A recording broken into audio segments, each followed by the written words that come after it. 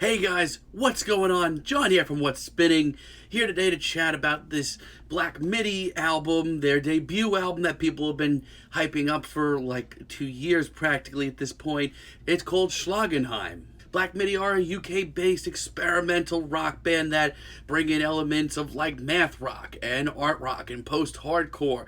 And like I said, for like the last year and a half, between guest spots on tours and their ridiculous recording tactics in the studio, if you look into that, it's pretty insane, as well as all these singles they've been dropping, people have been hyping these guys up non-stop. And honestly, like, I've been really interested to hear what they've been doing. Let's chat about this debut album. This album starts off with 9:53, and let me tell you, Black Midi really started off on a very off-kilter and hard-to-play start.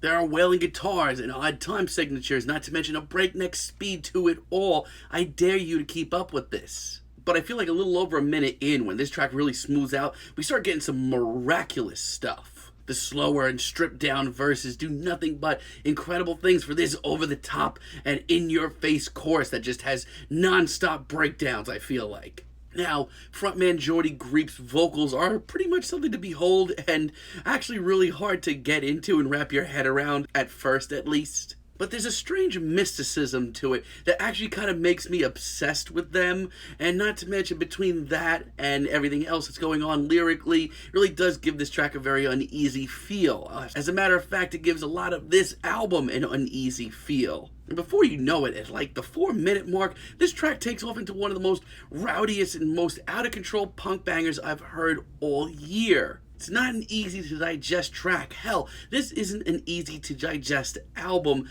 but sit with it. It's worth puzzling over, and it's worth talking about. A lot of this album is just explosive and, more importantly, very in-the-moment sounding. I love the genuine urgency that we get on Reggae. There are cymbal taps here that would make the boys from Refused blush. And the over-the-top vocals here are just so charismatic and completely out of control. Like, this is such a manic track, so absurd, I cannot say no to it. But with all this going on, you need to take into consideration as well, there's nothing goofy here, there's nothing cheesy. As a matter of fact, everything here is genuinely tense. And the explosive, very oddball guitars towards the end are just so freaking refreshing to hear. You also get bmbmbm later on, which I hope I'm pronouncing correct. This one starts off with a grisly riff that's equal parts like really disturbing but also really funky. And between the ridiculously eerie synths and the horrible tortured backing vocals that just seem to be screaming, like, I'm going with the latter. This is a very twisted track. We also get these otherworldly cosmic blasts of guitars and synths completely out of nowhere on this track, practically jump scaring you. And these lyrics here are maddening and completely out of control. They come off more often than not like rants and raves of a drunken lunatic, but I'm actually pretty obsessed with it all. Now, overall, I think this is an album that you need to sit with and, like I said, chat about it. It's worth puzzling over and diving into. And for the most part, it's almost all awesome. There are like 1 or 2 tracks, though, that make me feel like Black Midi still have a little growing to do, but that's not really a bad thing. As far as Western goes, I'm not really too crazy about this track. This one is like the lightest track of the bunch. It gives you a little room to breathe. You get some very meditative and almost mystic riffs here. And it eventually does pick up into one of the bouncier tracks here. But I stand by my thoughts. This is easily my least favorite track of the bunch. Even if lyrically here, I still love what's going on. I feel like as far as the vocals go, these are my least favorite of the bunch. There are some great grooves thrown in on Western, but it's also an 8-minute track, and I don't think we needed that. And years ago, I'm not really that wild about either. At first, I was actually kind of into the sound, and I really liked the way this one kind of crept along and added one instrumental after another. Thought that was pretty cool. But of all the tracks here, I feel like this is by far the least focused. But I digress because the rest of this album is freaking awesome, totally left of the dial with so many great influences coming at you from practically every direction. That just excites the hell out of me. We have Near DTMI, which actually might be my favorite track here. This one is just so upbeat, so ravenous, so punky. But in between these insane breaks, we get these genuinely unnerving, pensive, tense spoken word bits that do nothing but build you up for this explosive chorus.